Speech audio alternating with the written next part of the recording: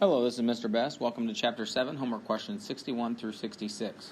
Question 61. The Drama Club found that the best price for renting a fog machine was $38 for every 3 days, plus one-time $60 delivery fee.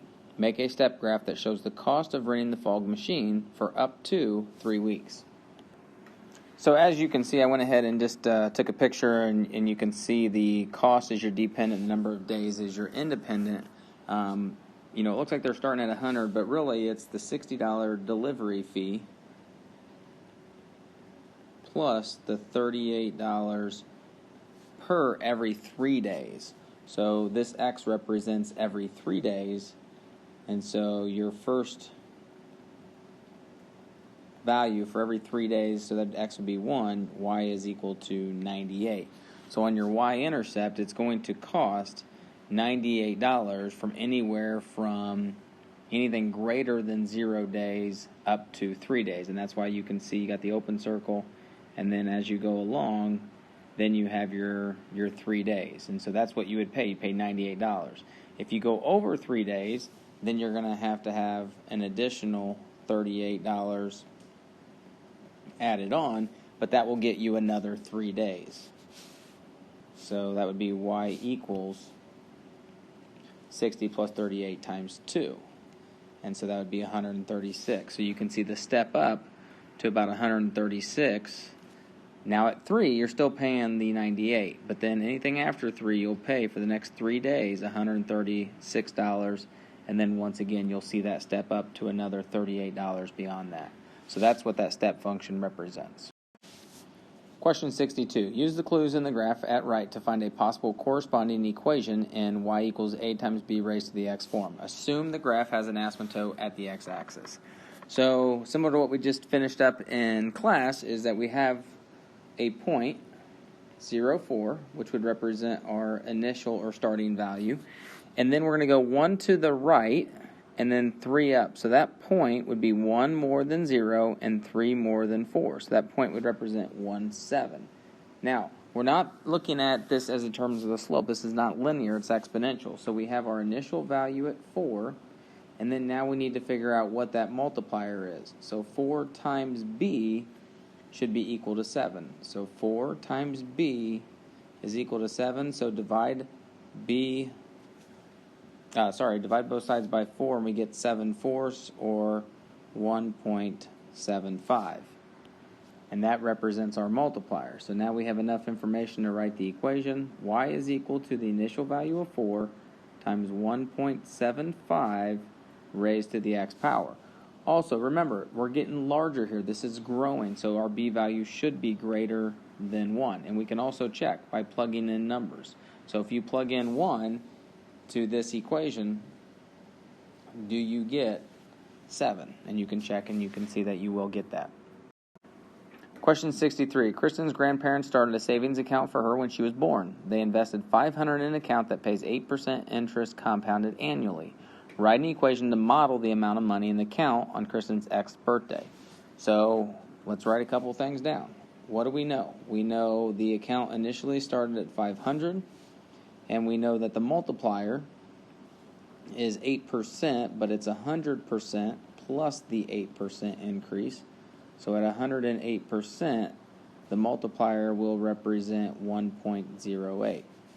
Therefore, our equation is y equals 500 is the initial, the multiplier is 1.08 raised to the x power. So that's A. B says, how much money is in the account on Kristen's 16th birthday? So, well, now that we have the equation, we can plug in 16 for the x value. And we get a value of $1,712.97. So on her 16th birthday, that's how much money will be in the account. And then on part C, what are the domain and range of the equation that you wrote in part A? Well, for part A, we have our x value. We can technically plug anything into that equation, but we want it to make sense in terms of this problem. So x represents Kristen's X birthday. So she started at 0 and then went from there. So we could say that the domain is all values of x that are greater than or equal to 0. And then the range, at time 0, her initial value is $500. So her range will actually be all values of y that are greater than or equal to 500.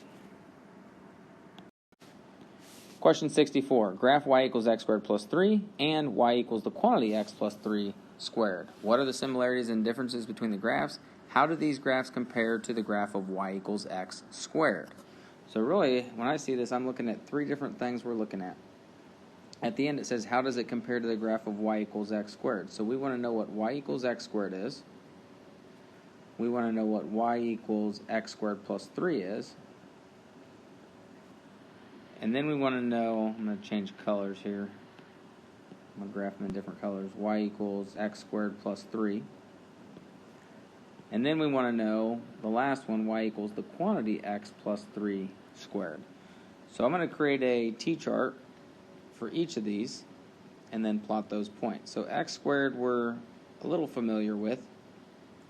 We can get a lot of different values. If we square a negative 3, we get 9, a negative 2, 4, a negative 1, 1, 0, 1, 4, 9. You're just squaring the numbers. Remember, just be careful with the negatives. When you square a negative number, it is a positive. So let's start off by plotting that. So at negative 3, 9, negative 2, 4, negative 1, 1, 0, 0, 1, 1, 2, 4, and 3, 9. So I'm going to graph this. And since I'm going to have three different graphs, we need to label them as well. All right, let's look at the second equation. We have y equals x squared plus 3. And we can use the same values here. So negative 3 squared is 9, but now we have to add 3 to that, so that's 12. Negative 2 squared is 4, but you add 3 to that, and 7. Negative 1 squared is 1, add 3 is 4. 0 squared is 0, add 3 and 3. So all we're doing is really adding 3 to our previous equation on the y-coordinate because we already squared the numbers. So once again, if we add 3 to 1, we get 4. Add 3 to 4 is 7. Add 3 to 9 and get 12. So once again, we're taking this column of our y values, and since that's the squared, we're just adding 3 to those numbers. So now let's go ahead and graph that. Now we have 0, 3, and then negative 1, 4, negative 2, 7, and then negative 3, 12 is off the graph, and then I'm going to get 1, 4, 2, 7, and once again the other one is off the graph. And then we'll graph this and label this one as well. So this is y equals x squared plus 3. All right, so you can tell already that graph looks like it's shifted up some. Let's go ahead and look at the last one. Now the last one, if you plug in negative 3 through 3, you're not going to get maybe what you want. So you might have to mess around with it a little bit, but if we start at negative 6 and then go down from there, this should work. And the reason why is if you start at negative 3 and you plug it in, you get negative 3 plus 3 squared, which would be 0 squared. So that kind of starts your middle value there. If you do negative 4, it'll be negative 4 plus 3 squared. That's negative 1 squared is 1. And then if you do the one below 0, negative 2 plus 3 squared would be 1 squared, which is 1. So you still see that symmetry there. Negative 5 plus 3 is negative 2, so negative 2 squared is 4. Same thing will happen with negative 1. And then negative 6 plus 3 is negative 3. Negative 3 squared is 9. 0 plus 3 is 3. 3 squared is 9. So now, let's graph these points. Negative 6, positive 9. Negative 5, positive 4. Negative 4, positive 1, negative 3, 0. And then we'll work our way to the other side.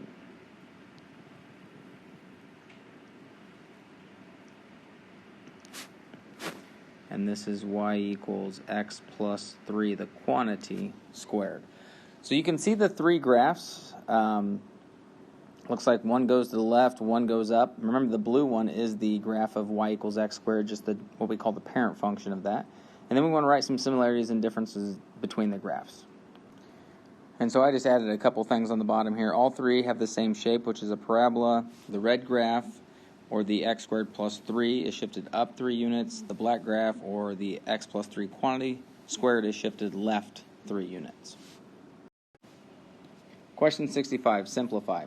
We have some cube roots and some fourth roots. And just as a reminder, when we do square roots, we're asking ourselves what number times itself gives us 36. So 6 times 6 is 36, so therefore the square root of 36 is 6. So on part A, when you have the cube root of negative 1,000, you are asking yourself what number times itself 3 times is going to give you negative 1,000. And in this case, it would be negative 10. So the cube root of negative 1,000 is equal to negative 10. And there is a button on your calculator that also has the cube root, and you can look for that, or I can show you in class. B, you have the cube root of 1/8.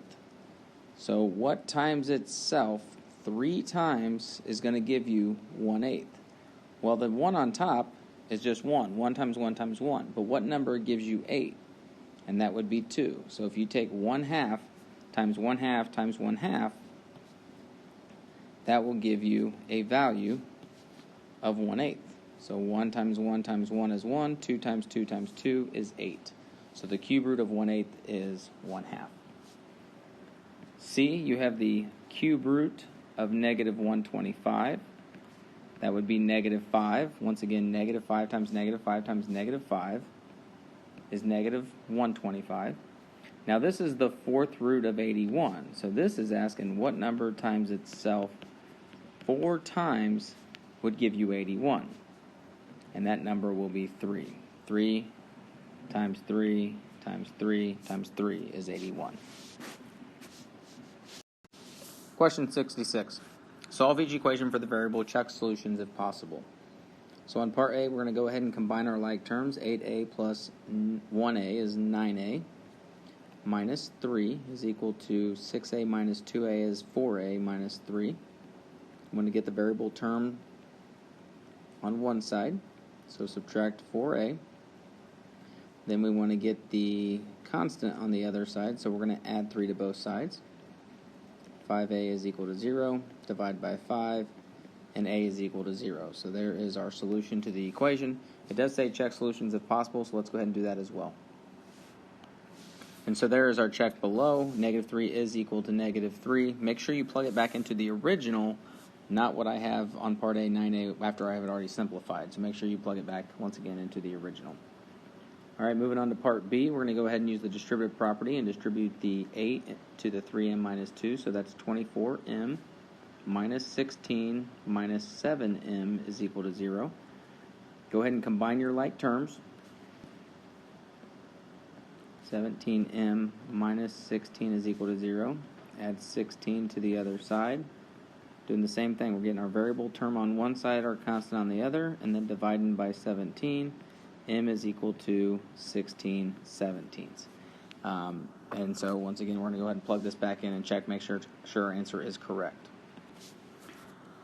And so there is a check on that one. You're going to be dealing with a lot of fractions there. Definitely could use your calculator to help simplify that process instead of doing everything that I did there as another option. We're going to go ahead and go to C. C is x divided by 2. Plus 1 is equal to 6. We first need to subtract the 1, get the variable term by itself, and then now we can undo division by multiplication, and x is equal to 10. And there is the check for question C. And then the last one, part D, is an absolute value. So we have the absolute value of x minus 3, and then plus 5 equals 11. We have to isolate the absolute value, so we're going to subtract 5. We're left with the absolute value of x minus 3 is equal to 6. Now, what value can we plug inside the absolute value to get a 6? All right, you can either plug in a positive 6, or you can plug in a negative 6. And so that's what we want to do. We want to take that expression x minus 3, and it can either equal negative 6 or x minus 3 could equal a positive 6. Add 3, and we get negative 3. Add 3, and we get 9. So our solutions are x equals negative 3 and 9. And once again, we do want to check to make sure this is correct. And now you have to plug in both x values, negative 3 and 9, back into the original. And once again, you can see that they do check. And so therefore, negative 3 and 9 are both solutions.